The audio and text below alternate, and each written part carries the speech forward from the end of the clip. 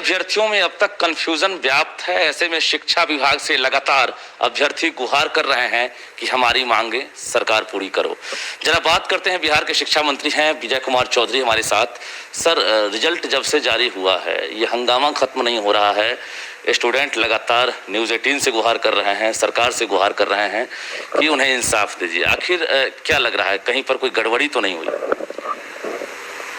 आप देख रहे होंगे कि जो भी मांगे आती है या जो भी बात उठाई जाती है उस पर सरकार पहले से ही सजग रहती है, और जब निर्णय ले लिया जाता है तब कुछ लोग उस मांग को उठाने लगते हैं। जैसे याद होगा कि वो not in merit list qualified, ये सब वाली बात जो की जा रही थी, जब हमने आप ही के चैनल के माध्यम से या दूसरे तरह से मीडिया के माध्यम से लोगों को बता दिया कि ये पात्रता परीक्षा है और पात्रता परीक्षा के मेरिट लिस्ट से नियुक्तियां नहीं होती हैं। नियुक्ति के लिए मेरिट लिस्ट जो अलग अलग नियोजन इकाई है, वहाँ जब विज्ञापन निकाल के रिक्तियाँ प्रकाशित की जाएंगी, जो अभ्यर्थी इसमें पास किए हैं, उत्तीर्ण किए हैं या क्वालिफाई किए हैं, ये लोग उसमें आवेदन करेंगे इकाईवार, और फिर उस इकाई द्वारा जितने भी अभ्यर्थी एक इकाई विशेष में आवेदन करेंगे उनके मेरिट और मार्क्स के आधार पर मेरिट लिस्ट वहां बनाएगी इकाईवार। जी, सवाल यह है कि आप कह रहे हैं पात्रता परीक्षा, जो अभ्यर्थी हैं वो कह रहे हैं ये कॉम्पिटिटिव एग्जाम है, तो ये कंफ्यूजन क्यों नहीं खत्म हो रहा? नहीं, तो ये दोनों में आपको कंफ्यूजन कहाँ लग रहा है? दोनों सही है। कंपटीशन से ही पात्रता परीक्षा दी जाती है, नियुक्ति और नियोजन। नियुक्ति नियोजन, और दोनों में फर्क ये समझना चाहिए कि नियुक्ति के लिए जो भी परीक्षाएं ली जाती हैं उसमें सीधे मेरिट लिस्ट के आधार पर ऊपर से जो जितनी नियुक्ति है उतने लोग ले लिए जाते हैं, शेष छूट जाते हैं। पात्रता परीक्षा जब होती है तो इसमें क्वालिफाइंग मार्क्स होता है, मतलब एक कट ऑफ मार्क्स है, उससे अधिक जिनको आया सब क्वालिफाई कर गए।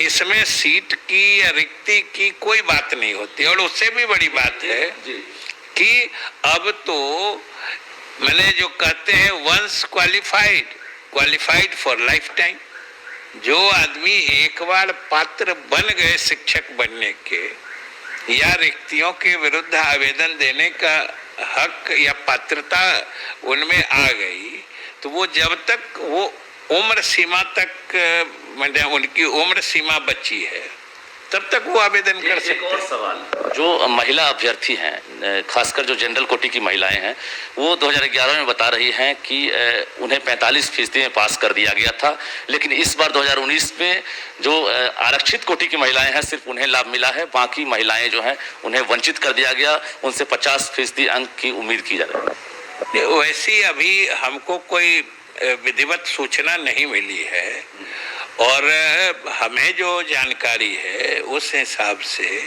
पिछली दफा जिस प्रकार हुआ था उसी प्रकार इस बार भी हुआ है।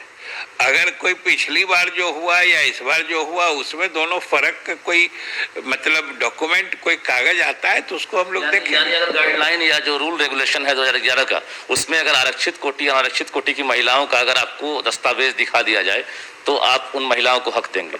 नहीं, स्वाभाविक रूप से अगर कुछ पीछे हुआ है तो उस चीज पर हम गौर जरूर करेंगे, हक देंगे, वो फैसला लेंगे नहीं लेंगे, लेकिन अगर कोई चीज पीछे हुई है तो हम लोग उस पर गौर जरूर करेंगे, और वो किस परिस्थिति में हुआ है उस पर हम लोग जरूर कोई न कोई निर्णय लेंगे। एक और कंफ्यूजन है सर, बिहार बोर्ड ने जो रिजल्ट जारी किया है उसमें कोटिवार, श्रेणीवार या फिर विषयवार टोटल कितने स्टूडेंट पास किए हैं, ये टोटल चीज अभी जो है डार्क में रखा गया है। ये सब डेटा जो है ये कब सम्मिलित होकर आएगा? यही सब तो भ्रम जानबूझ के लोग क्रिएट कर देते हैं। ये भ्रम विषयवार, कोटिवार, मेरिटवार, अरे भाई ये तो जब नियुक्ति के लिए परीक्षा होती है, जब नियुक्ति की मेधा सूची बनती है, तब ना ये विषयवार, कोटिवार और सब कुछ होता है। अभी तो पात्रता परीक्षा है। जो लोग भी क्वालिफाई किए, जो लोग भी पास किए, वो सब लोग पात्र बने। चलिए एक और कंफ्यूजन है, उसको भी दूर कर दीजिए। 2011 वाले जो भी एसटीईटी पास अभ्यर्थी हैं, जो नौकरी के इंतजार में हैं, 2019 वाले जो हैं उनका भी रिजल्ट आ गया है। क्या 37,440 जो पद की बहाली हो रही है, इसमें 2011 वाले उसी विज्ञापन में बहाल होंगे या इनके लिए फिर 8वें चरण का इंतजार? नहीं, 7वें चरण की जो रिक्तियां प्रकाशित होंगी उसमें 2011 वाले भी आवेदन डाल सकते हैं। और आप जो कह रहे हैं कि वो 2011 वाले नियुक्ति के इंतजार में है, आपको तो पता होना चाहिए कि वो इंतजार अब छोड़ चुके थे, वो निराश हो चुके थे। और ये हम लोगों की सरकार ने फैसला लेकर उनको फिर से मौका देने की व्यवस्था की है। फिर से लाइफ टाइम वैलिडिटी माने मान्यता प्रदान करके उनके सर्टिफिकेट को जिंदा रखा है, पात्रता परीक्षा पास करने का। और अगर उनकी उम्र सीमा बची है तो निश्चित रूप से वो अप्लाई कर सकते हैं। एक और सवाल, 37,440 पद हैं, अब 11 वाले भी शामिल होंगे, 19 वाले भी शामिल होंगे। आंकड़े अगर देखेंगे तो 60,000 से प्लस हो रहा है दोनों की उत्तीर्णता का जो ये है। अब सवाल ये है कि आपके पद जो है सीमित हैं। वर्तमान में अगर डेटा की बात करेंगे, उत्क्रमित विद्यालयों की संख्या आपके रीजन में लगातार बढ़ रही है। वर्तमान सरकार पंचायत में हाई स्कूल खोल रही है, +2 स्कूल खुल रहे हैं, तो उस हिसाब से वैकेंसियां लगातार बढ़ रही है। ऐसे में 37,440 जो पद है, वो आपको लग रहा है कि वर्तमान में जो अभ्यर्थी का रेस है उसको फुलफिल कर रहा है? नहीं, ये तो एक तरह से निरंतर चलने वाली प्रक्रिया है ना। ये कोई ऐसा थोड़े है कि अभी जो हुआ उसके बाद बंद हो जाएगा। अभी तो कई चरण चलेंगे और हम तो लगातार, चूंकि उच्च और उच्चतर मतलब विद्यालयों की संख्या बढ़ा रहे हैं, माध्यमिक विद्यालयों की संख्या बढ़ा रहे हैं, उच्च माध्यमिक शिक्षक मतलब विद्यालयों की संख्या बढ़ा रहे हैं। स्वाभाविक रूप से उन सभी माध्यमिक और उच्च माध्यमिक विद्यालयों के लिए हमें शिक्षकों की आवश्यकता होगी।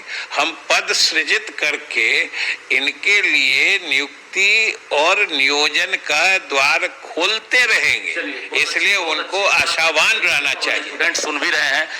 अब ये बताइए कि टारगेट कब तक है? जो 6ठे चरण की बहाली का टारगेट है वो भी बता दीजिए, 7वें चरण की बहाली का टारगेट है वो भी बता दीजिए। 7वें चरण में सिर्फ जो माध्यमिक स्कूल के अभ्यर्थी हैं वही शामिल होंगे या उसके लिए भी आप फिर से प्रारंभिक स्कूलों को मौका देंगे?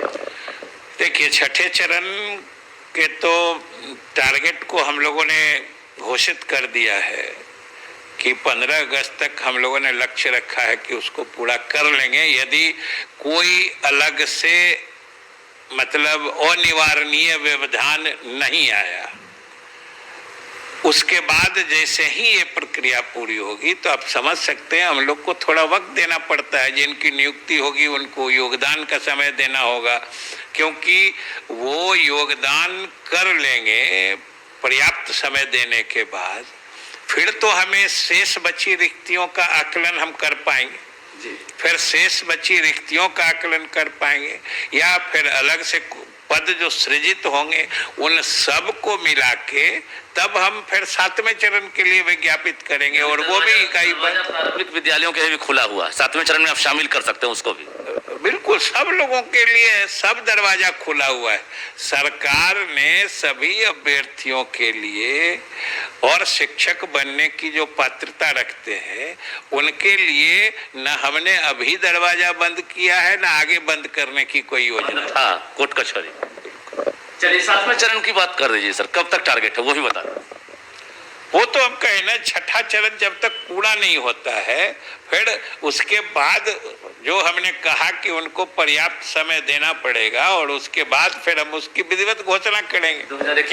अभी छठे चरण का भी इतना जल्दी, अभी 2 महीना पहले तक तो कोई उम्मीद नहीं कर रहे थे। जब इसीलिए तो आपसे उम्मीद है। ये न्यायालय में जब मामला पड़ा था, हमने सब लोगों ने विभाग की तरफ से, सरकार के और मुख्यमंत्री जी की भी इच्छा थी कि हम लोगों ने विशेष उल्लेख करके न्यायालय से अनुमति लेके इसको त्वरित गति से किया। एक बार ये बता दीजिए, जो एसटीईटी वाले अभ्यर्थी हैं जिनमें कंफ्यूजन है, बतौर शिक्षा मंत्री खुद संबोधित कर रहे हैं, एक अपील कर दीजिए आप उन हजारों अभ्यर्थी को जो सड़क पर आकर संग्राम कर रहे हैं, भ्रम है। तो पहले भी हमने किया है, आज मीडिया में भी है, अखबारों में हमने दिया है कि हमारे अभ्यर्थियों को किसी बहकावे, उकसावे या गलतफहमी में फंसने की आवश्यकता नहीं है।